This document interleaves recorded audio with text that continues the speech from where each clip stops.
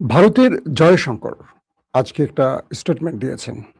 তিনি বলছেন, বাংলাদেশের মক্কা চুক্তিতে প্রবেশ নিয়ে ভারত চিন্তিত, পর্যবেক্ষণ করছে, উদ্বিগ্ন।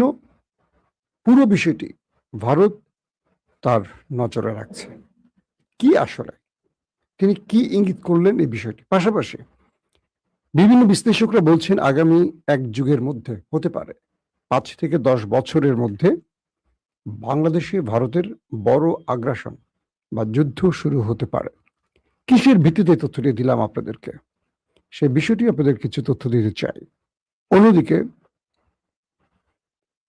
বাংলাদেশ, তুরস্ক, পাকিস্তান, সৌদি আরব 4 দেশের মধ্যে সামরিক চুক্তি হতে যাচ্ছে। অর্থাৎ বাংলাদেশ 3 দেশের এই ব্লকে প্রবেশ করতে পারে এইরকম আশার কথা শোনা যাচ্ছে। যখন বাংলাদেশের একজন তরুণ পররাষ্ট্র প্রতিমন্ত্রী একটা বৃহৎ দেশকে বলেন যে বাংলাদেশ কারো দাদাগিরি মানবে না, যখন তিনি বলেন যে বাংলাদেশ আগের জায়গায় ফিরে যাবে না, যখন তিনি বলেন যে বাংলাদেশ আর কারো কাছে মাথা নত করবে না, তখন স্বাভাবিকভাবে যে কারো ঘুম হারাম হতে পারে। কারণ 54 বছর ধরে আমরা সেই বাংলাদেশটিকে দেখছিলাম যারা এই দেশে জন্ম নিল ওই দেশের পারপাস সার্ভ করেছে। কিন্তু নতুন এক পররাষ্ট্র প্রতিমন্ত্রী বাংলাদেশকে একটা স্বপ্নের দিকে টেনে নিচ্ছেন এমনটি ধারণা করা যাচ্ছে। শুধু তাই নয়, ইতিমধ্যে ভারতীয় গণমাধ্যমগুলো তাকে নিয়ে নানান রকম মুখরোচক খবর বা তাকে যে কোনোভাবে সরিয়ে দেয় নানান রকম ফন্দি ফিকির করছে। আর সেই ব্যক্তির নাম হুমায়ুন কবির। বাংলাদেশ কি মক্কা চুক্তিতে প্রবেশ করবে? আবার মক্কা চুক্তিতে বাংলাদেশ প্রবেশ করলে বাংলাদেশের লাভ ক্ষতিটা কি হতে পারে?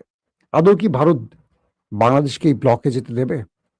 আবার যদি ইসরায়েল তুরস্ক যুদ্ধ শুরু হয়ে যায়, ভারত, বাংলাদেশ বা আদার্স দেশগুলো কোন পক্ষে কে দাঁড়াবে, কে কোন জায়গায় অ্যাটাক করে বসতে পারে?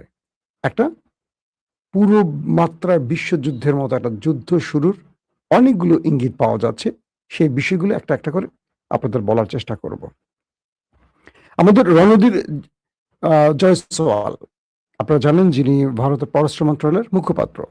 তো এই রণধীর জয়সওয়াল বলছেন যে তারা মক্কা চুক্তিতে বাংলাদেশের আগ্রহ নজরদারিতে রাখছে। মানে বাংলাদেশ যে মক্কা চুক্তিতে প্রবেশ করতে চায় এটাকে তারা নজরদারিতে রাখছে। কত ভয়ঙ্কর ব্যাপার! বাংলাদেশ একটা স্বাধীন দেশ, সে কোন জায়গায় যাবে, কোন জায়গায় চুক্তিতে প্রবেশ করবে, এটা নজরদারি করছে কে? আমাদের প্রতিবেশী দেশ ভারত। মানে ওদের স্পর্ধা কি?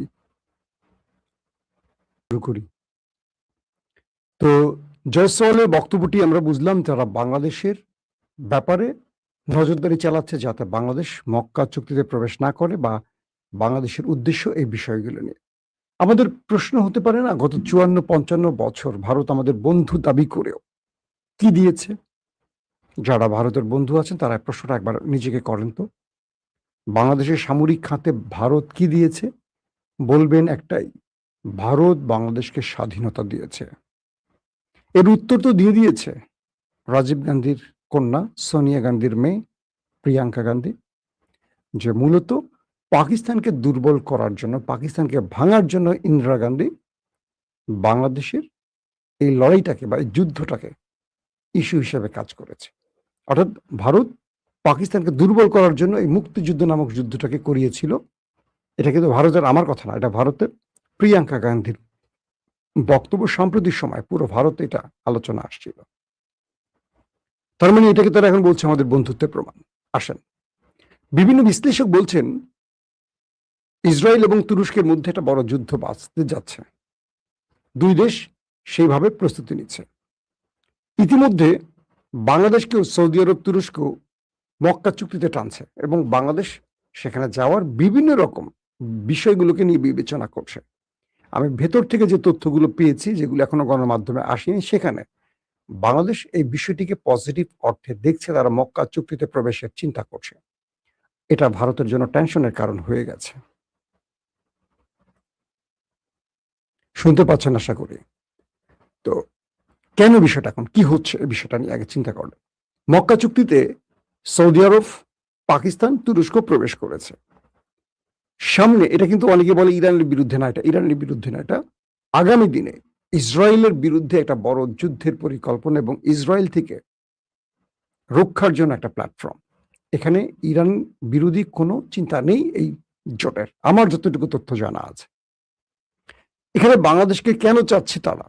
বাংলাদেশের একটা সাহসী সেনাবাহিনী আছে, যদিও তাদের প্রযুক্তিগত ক্ষেত্রে বাংলাদেশ অনেক পিছিয়ে আছে। বাংলাদেশ ৫৪ বছর ধরে শুধু চেতনা লালন করেছে আর চেতনা বিক্রি করেছে, চেতনাকে চাষ করেছে, চেতনাকে মাথায় মেখে ঘুরেছে। ভালো অস্ত্র নেই, ড্রোন নেই, মিসাইল নেই, যুদ্ধ বিমান নেই, কিচ্ছু নেই, প্রতিরক্ষা ব্যবস্থা নেই, এয়ারক্রাফট নেই, কি আছে আমাদের? কিচ্ছু নেই, এক প্রকার কিছু নাই। মিয়ানমারে যা আছে তাও আমাদের নাই। কিন্তু বাংলাদেশে আছে একটা খুব সাহসী সেনাবাহিনী, যারা রীতিমতো বর্ডারে ভারতকে শুইয়ে দিয়ে নিজের বর্ডারকে পাহারা দিয়েছে। রৌমারি থেকে শুরু করে প্রত্যেকটি ক্ষেত্রে যেখানে বাংলাদেশের মুখোমুখি ভারত হয়েছে সেখানে তারা ধোলাই খেয়েছে। বাংলাদেশ পরাজিত হয়নি এই বৃহৎ দেশ বলেও। কিন্তু এই সেনাবাহিনীকে ৫৪ বছর ধরে বারবারই ওই দেশটি পলিটিশিয়ানদের মাধ্যমে তাদের গ্রিপে আটকে রেখেছে। কখনো অতিরিক্ত লোভ দেখিয়ে কিনে ফেলেছে, কখনো ওই দেশের এজেন্সিগুলো বাংলাদেশের সেনাবাহিনীকে কন্ট্রোল করেছে। যারা যোগ্য তাদেরকে জেলে ঢুকিয়েছে, যারা যোগ্য তাদেরকে পিলখানায় হত্যা করেছে, যারা যোগ্য, যারা দেশপ্রেমিক, কোনো না কোনো ভাবে তাদেরকে উপরে ওঠার সময় ছিটে ফেলে দিয়েছে। এটা বিএনপি বলি, আওয়ামী লীগ বলি, বিভিন্ন সরকারের আমলে অনেক যোগ্য সেনা প্রধানদেরকে উঠে আসার, যাদেরকে তৈরি করছে রাষ্ট্র, হঠাৎ করে তাদেরকে খেয়ে ফেলতে হয়েছে। কারণ ভারত সেনাবাহিনীর ব্যাপারে সবসময় নজরদারিতে ছিল, আজকে না, গত ১৫ বছর বলে না, একদম প্রথম থেকে। কারণ ভারত চায়নি বাংলাদেশের কোনো সেনাবাহিনী থাকুক, তারপরও সেটা তৈরি হয়েছে। এরপর বাংলাদেশের সেনাবাহিনীকে প্রতি মুহূর্ত কন্ট্রোল করতো ভারতের এজেন্সিগুলো, যে কোন অফিসারটা টপ ২০ জন বা ৫০ জন অফিসারকে টার্গেট করে রাখে, কে আগামীতে সেনাপ্রধান হবে, কে জিওসি হবে, কে চিফ অফ স্টাফ হবে, এই বিষয়গুলো তারা জানে বা তারা এই বিষয়গুলো নজরদারিতে রাখে এবং তাদের মধ্যে কাজ করে। তো যারা দেশপ্রেমিক, একটু ইসলাম বিশ্বাসী বা যারা ভারতের কাছে মাথা বিক্রি করবে না, এই লোকগুলোকে কোনো না কোনো অজুহাতে ওই লিস্ট থেকে ছেড়ে ফেলে দিত। আসতো এমন ব্যক্তিরা যারা ভারতের সঙ্গে আতাত করে চলবে। এর মধ্যে কিছু ব্যক্তি বেরিয়ে আসেনি বলবো না, তারা কিছু করতে পারেনি। তাদেরকে সেইভাবে রাষ্ট্র সহযোগিতা করেনি বা সরকার করেনি, কারণ সরকার ভারতের কন্ট্রোলে ছিল। আসেন মোদ্দা কথায়, ভারত এখন বাংলাদেশের এই বিষয়টিকে খুব সিরিয়াস দেখছে যে বাংলাদেশ মক্কা চুক্তিতে যাবে কিনা। বাংলাদেশের পররাষ্ট্রমন্ত্রীর বক্তব্যে অনেক কিছু ইঙ্গিত পাওয়া যাচ্ছে। বাংলাদেশের লাভটা হলো এই জোটে যদি বাংলাদেশ প্রবেশ করে মুসলিম ন্যাটোর আদলে, এটা মুসলিম ন্যাটো হতে যাচ্ছে হয়তোবা, কারণ এরদোয়ান বলছেন এখানে আরো অনেক রাষ্ট্র জড়িত হবে, জড়াবে। ভারত আগামী ৫ থেকে ১০ বছরের মধ্যে বাংলাদেশে একটা বড় অ্যাটাকে আসতে পারে, বিভিন্ন আলোচনা বলা হচ্ছে। কারণ ভারত ৫৪ বছর ধরে এই দেশে যে রাজনীতিবিদদেরকে তৈরি করেছিল ভারতের আধিপত্যকে মেনে নিতে, ভারতের চামচামি করতে, ভারতের হেজিমনিকে তাদের রাজনীতির কি বলবো মূল প্রেরণা হিসাবে ধরার জন্য, তাদের পতন হয়ে গেছে। ভারত গত ১৫.৫ বছর ধরে আওয়ামী লীগকে যেভাবে পেলে পুষে তৈরি করেছে, সেই আওয়ামী লীগের পতন হয়ে গেছে ছাত্র আন্দোলনের মধ্য দিয়ে। বর্তমানে যে সরকার ক্ষমতায় বসে তাদের অন্যতম একজন মাস্টারমাইন্ড তারেক রহমান, তিনি ভারতের এই আধিপত্যের বিরুদ্ধের মনোভাবী একজন লোক। এবং দেখবেন তারেক রহমানের বর্তমান মন্ত্রী পরিষদে অনেক ভারত প্রেমী আছে। টুডে টুমোরো এরা থাকবে না আমার বিশ্বাস। অনেকে আমাকে এই জন্য বলেন আমি গুপ্ত জামাতি, অনেকে আমাকে বলেন। আগে একটু বলে নেই, বিএনপিতে দুটো ফর্মুলা আছে, একটা হলো ভারত ঘেঁষা, একটা হলো ইসলাম ঘেঁষা। যদি তুরস্ক এবং ইসরায়েলের মধ্যে যুদ্ধটা শুরু হয়, সেক্ষেত্রে বলা হচ্ছে ভারত পাকিস্তান অ্যাটাক করে বসবে। কারণ তুরস্ককে যারা সহযোগিতা করবে, অন্যতম দেশের মধ্যে পাকিস্তান একটি দেশ। একই সময় আমেরিকা ইরানে আবারও অ্যাটাক করে বসবে। পাশাপাশি বাংলাদেশ ভারত দ্বারা আক্রান্ত হবে। অর্থাৎ ইসরায়েল তুরস্কের সাথে যুদ্ধে জড়িয়ে পড়লে তুরস্ককে যারা সাহায্য করতে পারে, প্রতিবেশী দেশগুলো তাদের সাথে অ্যাটাকে জড়িয়ে যাবে। সেম পাকিস্তানকে বিজি করবে ভারত, ইরানকে বিজি করবে আমেরিকা, পাশাপাশি ভারতের একটা অংশ বাংলাদেশকে বিজি রাখবে। যদিও বাংলাদেশ তুরস্ককে সাহায্যে হয়তো এগিয়ে আসবে না, কিন্তু যেহেতু শেখ হাসিনা বাংলাদেশে নেই, আবার তারেক রহমান সরকারের যে চিন্তা চেতনা বা তার যে বক্তব্য বা তার বর্তমান প্রেক্ষাপট আপনারা যা দেখছেন হয়তো এটা থাকবে না। তারেক রহমান তার অবস্থাটাকে তৈরি করছেন ধীরে ধীরে।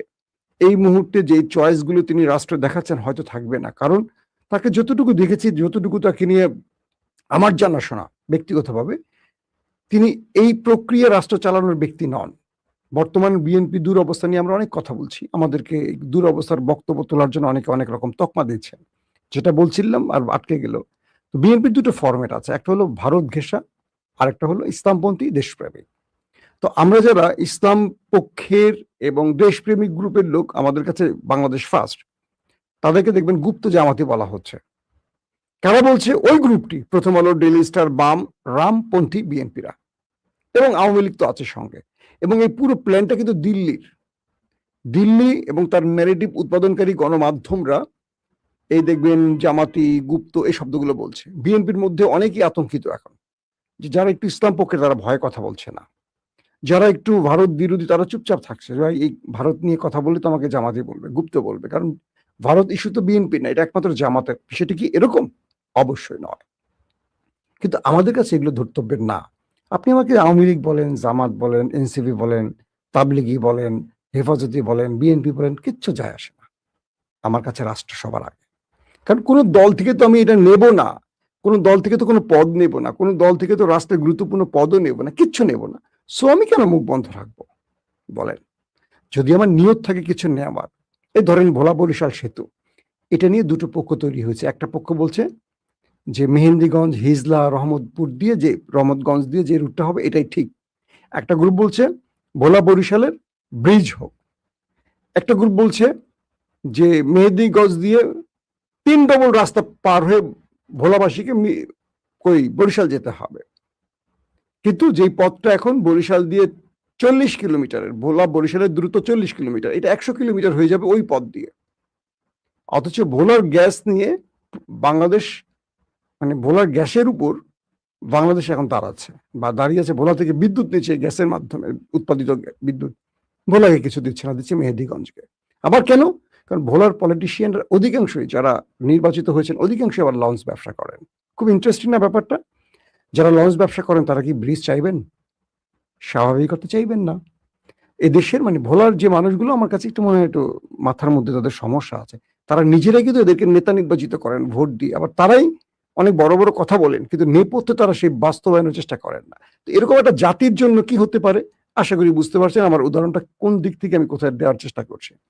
তো বিষয়টা হলো, তো এই জাতি তার বন্ধুকে শত্রু বানায়, শত্রুকে বন্ধু বানায়। যারা বাংলাদেশে ইসলাম প্রেমী আছে এবং বিএনপি যারা ইসলাম প্রেমী আছে, তারা কখনো চায় না বাংলাদেশ ভারতের কাছে আগের মতো মাথা বিক্রি করুক। তারা চায় বাংলাদেশ মাথা উঁচু করে দাঁড়াক। আর যারা বাম, রাম এবং ভারতপন্থী, বিএনপি বা আওয়ামী লীগ যে ঘটনারই, তারা চায় পূর্বের মতোই বাংলাদেশ চলুক। তাই আমাদেরকে এখন তকমা দেওয়া শুরু করছে। এইসব তকমা আমাদের কিছু যায় আসে না। আসেন, এখন ইসরায়েল তুরস্ক যদি যুদ্ধে জড়িয়ে পড়ে, তাহলে পাকিস্তানে ভারতের অ্যাটাক শুরু হবে। সেজন্য ইসরায়েল ভারতকে সেভাবে প্রস্তুত করছে। ইরানে আমেরিকার অ্যাটাক চলে আসবে, ইরানকে বিজি রাখবে। যদি বাংলাদেশ আক্রান্ত হয় ভারত দ্বারা, কি হবে?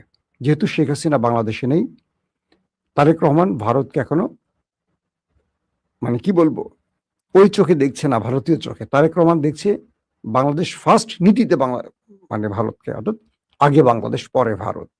এবং পররাষ্ট্র প্রতিমন্ত্রী আমাদের হুমায়ুন কবিরের যে বক্তব্যগুলো পাচ্ছি, যে পূর্বের সেই ব্যবস্থায় বাংলাদেশ ফিরে যাবে না, সেই নতজনের সিস্টেমে বাংলাদেশ ফিরে যাবে না, বাংলাদেশ কারো আধিপত্য মেনে নেবে না, এই যে কথাগুলো বলছে, এতে করে ভারতের দিল্লিতে ভূমিকম্প হয়ে যাচ্ছে।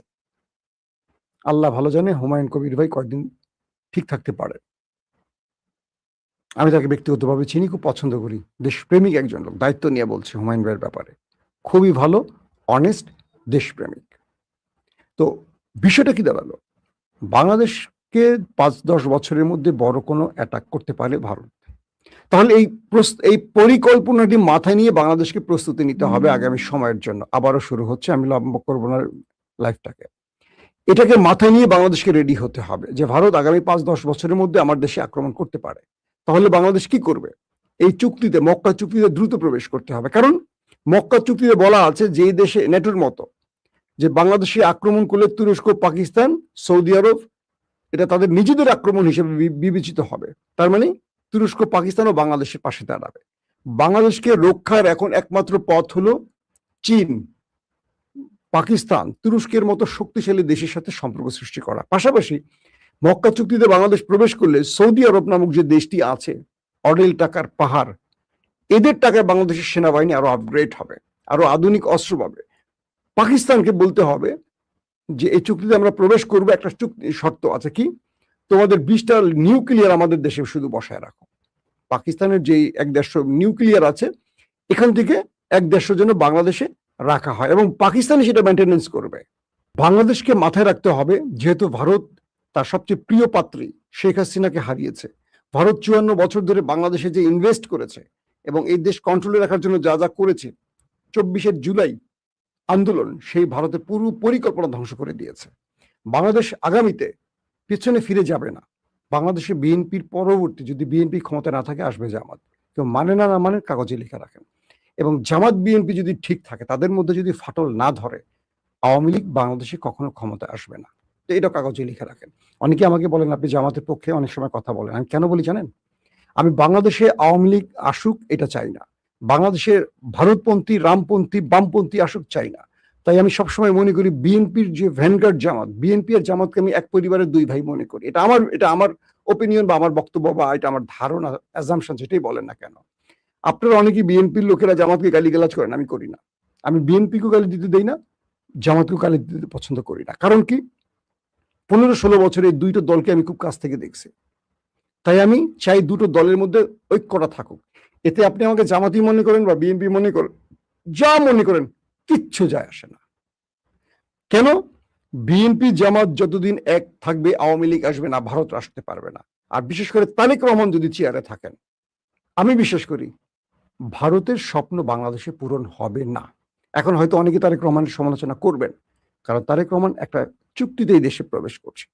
তাকে তার জায়গা তৈরি করতে হলে অনেক সময় নিয়ে কাজ করে একটা জায়গায় বসতে হবে। কারণ এখনো বিএনপির বিশাল একটা ভারত প্রেমীরা এই সরকারে আছে, যাদেরকে তারেক রহমান চাইলে একদিনে সরাতে পারবেন না, সময় নিতে হবে তাকে।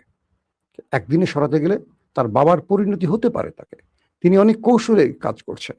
1, 2, বাংলাদেশকে ভারতের বিরুদ্ধে যুদ্ধ নয়, বাংলাদেশের শান্তির জন্যই সামরিক বাহিনীকে আরো শক্তিশালী করতে হবে। কারণ বাংলাদেশ যদি শক্তিশালী হয়, ভারত আগাবে না। বাংলাদেশ যদি দুর্বল হয়, ভারত বাংলাদেশে অ্যাডভেঞ্চার করবে।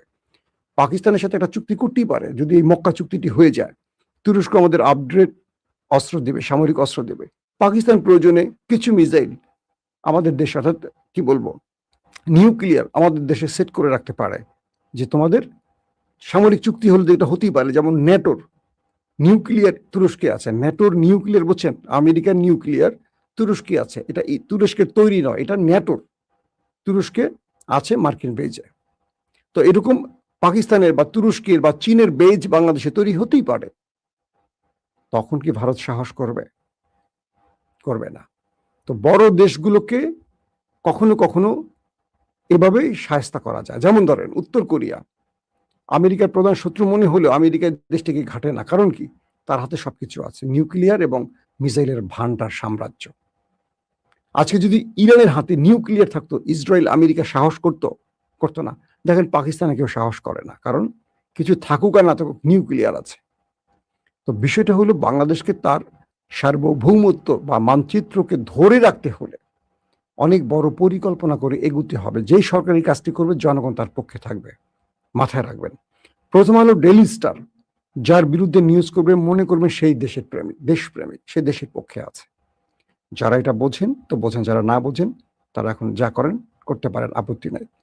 তো এখন বাংলাদেশকে অনেকগুলো চ্যালেঞ্জ মোকাবেলা করতে হবে। মক্কা চুক্তি শুধু প্রবেশ না, বাংলাদেশকে তার প্রতিবেশীদের সাথে, আমরা চাই বাংলাদেশের সাথে ভারতের সম্পর্ক ভালো থাকুক, কিন্তু ভারতের ওই পরামর্শ নেওয়া যাবে না, তুমি নিউক্লিয়ার কিনো না, তুমি ওইটা করো না, তুমি J-10C কিনো না, 17 থান্ডার এনো না, তুর্কি ড্রোন কিনো না। ভারতের ওই পরামর্শ নেওয়া যাবেই না। বাংলাদেশের সেনাবাহিনীকে বিশ্বমানের করতে বাংলাদেশ সরকারকে যা করা সব করবে। ভারতের কোনো প্রেসক্রিপশন নেওয়া যাবে না। হ্যাঁ, ভারতের সাথে আমাদের কি হতে পারে, সীমান্তের বিষয়গুলো, তিস্তা বিষয়গুলো, পানির সুষম বন্টন কেন্দ্রিক, আমাদের দুই দেশের মধ্যে বন্দি বিনিময় ইস্যুতে, জলবায়ু ইস্যুতে, আমাদের যে খাদ্য ঘাটতি পূরণের বিষয়গুলোতে বন্ধুত্ব থাকবে ভারত। ভারত আমাদের বন্ধু রাষ্ট্র। আমরা ভারতের শত্রু নই। কিন্তু ভারত যদি ডমিনেট করতে চায়, ভারত যদি মনে করে পুতুল রাষ্ট্রপ্রধান বসিয়ে সারা জীবন কন্ট্রোল করবো, এটা সিকিম বানাবো, হায়দ্রাবাদ বানাবো, আমরা এটাকে মানব না। তাই তারেক রহমান সরকারের কাছে কিছু দাবি থাকবে যে আমরা জনগণ আপনার পাশে আছি। কে কি বললো সেটা নিয়ে আমাদের কিচ্ছু যায় আসে না। আপনি সঠিক পথে আছেন এখনো বিশ্বাস করি। পররাষ্ট্রনীতির ক্ষেত্রে আপনার সিদ্ধান্তগুলো আমরা সেলুট জানাচ্ছি। যারা শত্রুতা করে 15 বছর এই দেশের মানুষের উপর জুলুম করেছে, যেই দেশ একটি অবৈধ শাসককে বসিয়ে রেখেছে, সেই দেশ আমাদের বন্ধু হতে পারে না। প্রয়োজনে সেই দেশকে আমাদের কাছে ক্ষমা চাইতে হবে এবং আমাদের জনগণের অধিকার নিয়ে সেই দেশকে একবার হলেও বলতে হবে যে আমরা ভুল করেছি হাসিনাকে ক্ষমতায় বসিয়ে রেখে। আমরা বাংলাদেশের বন্ধু হতে চাই সমতার ভিত্তিতে। যখন ভারত এই কথাটি বলবে আমরা ভারতের দিকে হাত বাড়িয়ে দেব, নতুবা নয়। আল্লাহ হাফেজ।